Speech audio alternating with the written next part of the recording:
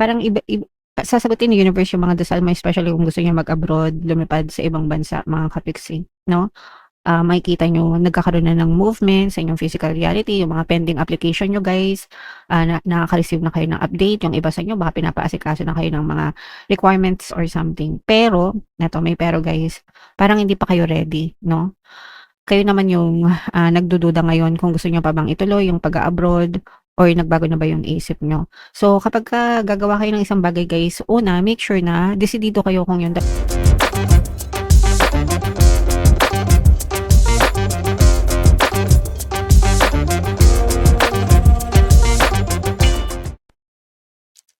Hello guys, hello Scorpio, welcome back to Pinoy Pixie Tarot. Ang pamagat ng episode natin for tonight is monthly Tarscope.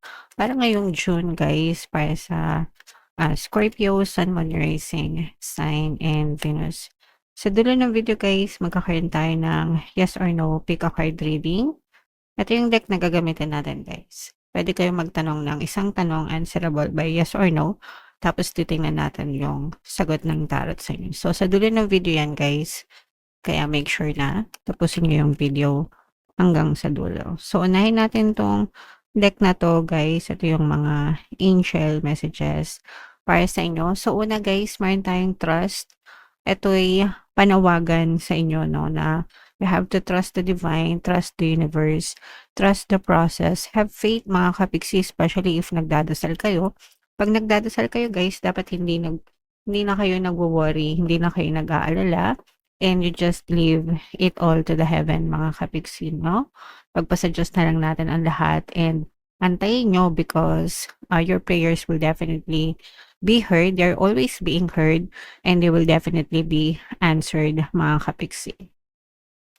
So, antayin nyo lang kasi naglalakbay pa yun mga kapiksi from the spiritual realm to the physical realm mga kapiksi. Naglalakbay pa, no? Yung mga sagot sa dasal nyo.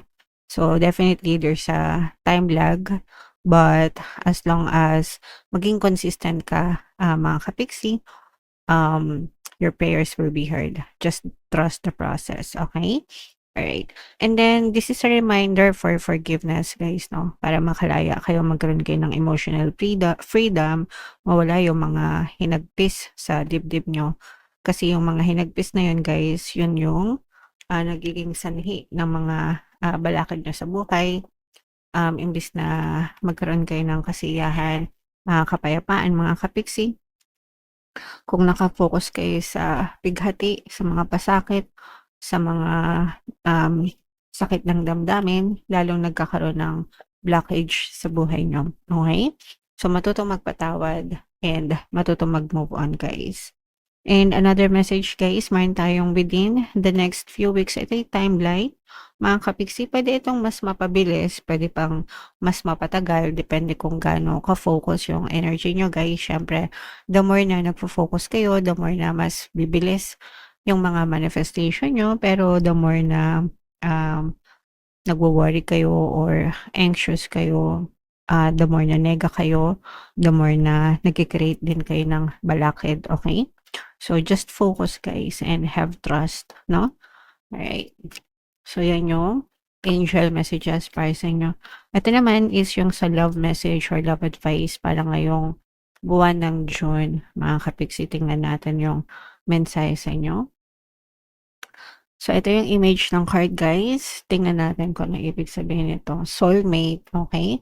Your soulmate is already with you in spirit. Believe this and they will manifest physically. So, sabi ko nga sa inyo kanina, guys, diba?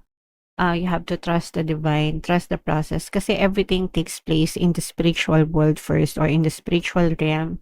And then, naglalakbay yan papunta sa physical realm, mga kapiksi.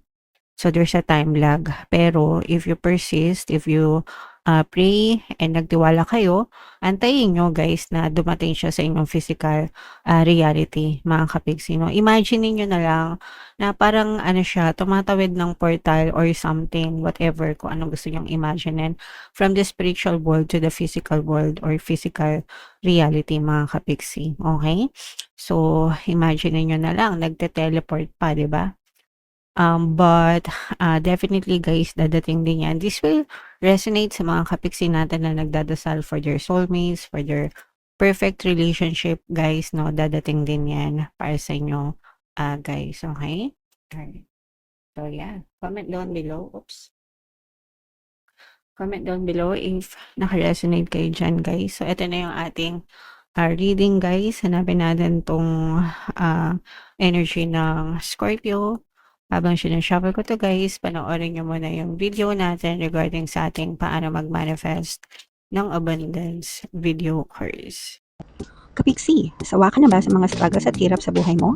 Masipag ka ba at masikap sa buhay ngunit hindi ka pa rin umaasenso? Ilang beses ka na bang nag-attempt mag-negosyo at mag-invest pero palagi ka pa rin nalulugi? Sa pagkakataon na ito ay maaaring may subconscious beliefs ka na nagiging balakid sa iyong pag-unlad at pagyaman. Introducing, paano mag-manifest ng abundance video course.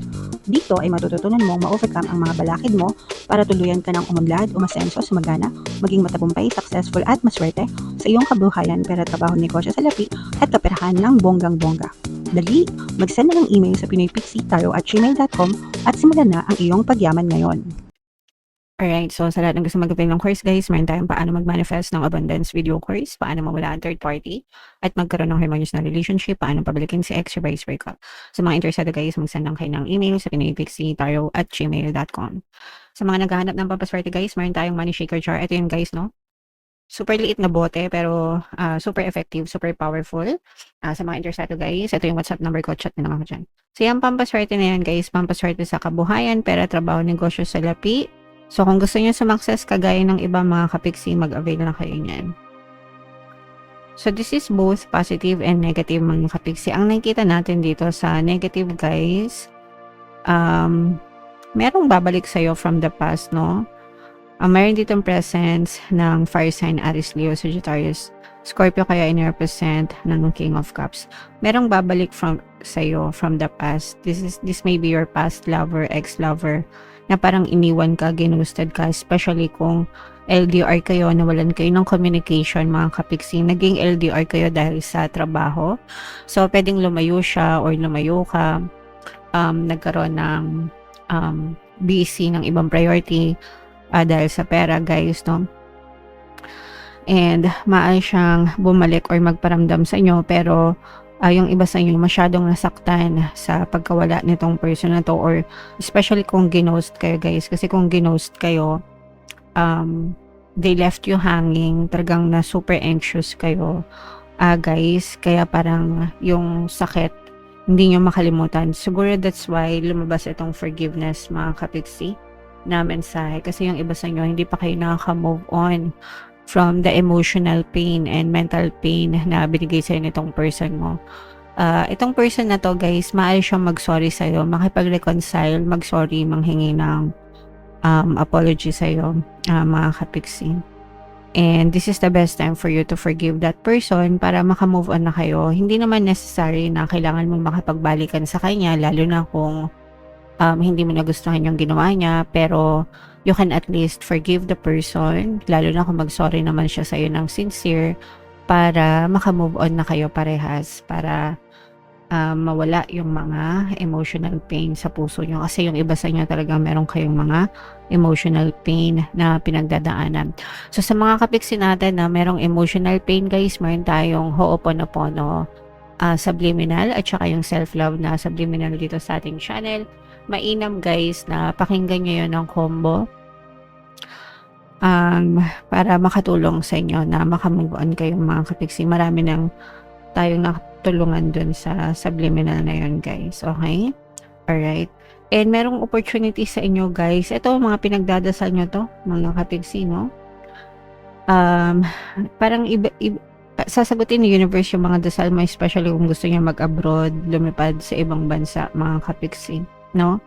Makikita nyo nagkakaroon na ng movement sa inyong physical reality, yung mga pending application nyo guys, nakaka-receive na kayo ng update. Yung iba sa inyo baka pinapaasikaso na kayo ng mga requirements or something, pero neto may pero guys, parang hindi pa kayo ready, no? Kayo naman yung nagdududa ngayon kung gusto nyo pa bang ituloy yung pag-abroad, or nagbago na ba yung isip nyo. So kapag gagawa kayo ng isang bagay guys, una, make sure na desidido kayo kung yun talaga yung gusto nyo. Kasi every time na nagdadasal kayo, Again, no, it's being sent out to the heaven, mga kapiksi. And yung ipapadala sa inyo, eksakto kung ano yung dinasal nyo, guys, no? Kapag on the way, nagbago yung isip nyo, 'di ba? Sayang yung mga pinagdasal mo. Kaya dapat kapag nagdasal kayo, desidido kayo na ito talaga yung gusto ko, mga kapiksi. Para hindi sayang yung panahon. Guys, okay? Alright. Pero itong nakikita natin, guys, no? Yung mga nagdadasal na makapag-abroad, makapag-ibang bansa, guys, talagang makakakita kayo ng mga positive na movement sa mga bagay na pinagdadasal nyo. Yung iba sa inyo, guys, makaka-recover kayo sa mga pagsubok and mga challenges. Kasi yung iba sa inyo, nagdanas kayo ng mga problema, especially financial problems, guys, no? So, baka nagkaroon kayo ng emergency. Kung hindi pa nangyayari ito sa inyo, guys, maaari itong mangyari. So, make sure, guys, na meron kayong ipon, savings, kasi maaari kayo magkaroon ng emergency na gagastos kayo ng pera, guys, no? So, make sure na palagi may nakatabi, make sure palagi merong madudukot, guys, no? Emergency funds, kailangan mag-build kayo ng emergency funds, mga kapiksi, kasi hindi natin masasabi kung kailan natin kakailanganin ng extra na pera, guys. So, for some of you, maaaring ganyan yung ma-experience nyo. And sa mga kapiksi naman natin na nagdanas na ng mga financial problems, ito naman ay pagbangon, guys, no? Makaka-recover naman yung iba sa inyo. Kumbaga, nalampasan nyo na yung financial problems na yon, and right now, nandun na kayo sa stage kung saan makaka-recover kayo and makakabangon ulit kayo, makakapagsimula ulit kayo, mga kapiksi. Okay?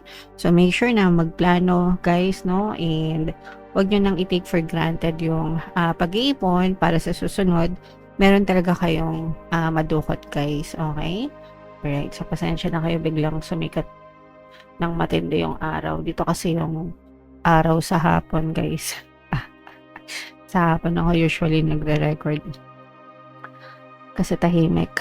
Alright. So, tingnan natin, guys, no? Ito na yung inyong yes or no pick a card reading. By the way, comment down below if naka-resonate kayo dyan. And yung mga magaganda dito, like itong mga recovery, itong mga pagbangon na to, yung application nyo sa abroad, tsaka reconciliation, i-main nyo na, guys, yan sa comment section. So, itanong ng malalim or itanong sa isip nyo yung tanong na gusto nyong malaman for June, and then pili kayo ng isang card, guys. So, ito yung card 1, card 2, card 3. Kung card 1 ang napili nyo, ang sagot sa tanong nyo ay yes. Kung card 2, ang sagot sa tanong nyo ay yes. Kung card 3, ang sagot sa tanong nyo ay yes. Alright, so comment down below if naka-resonate kayo, mga kapiksi, for more tarot readings.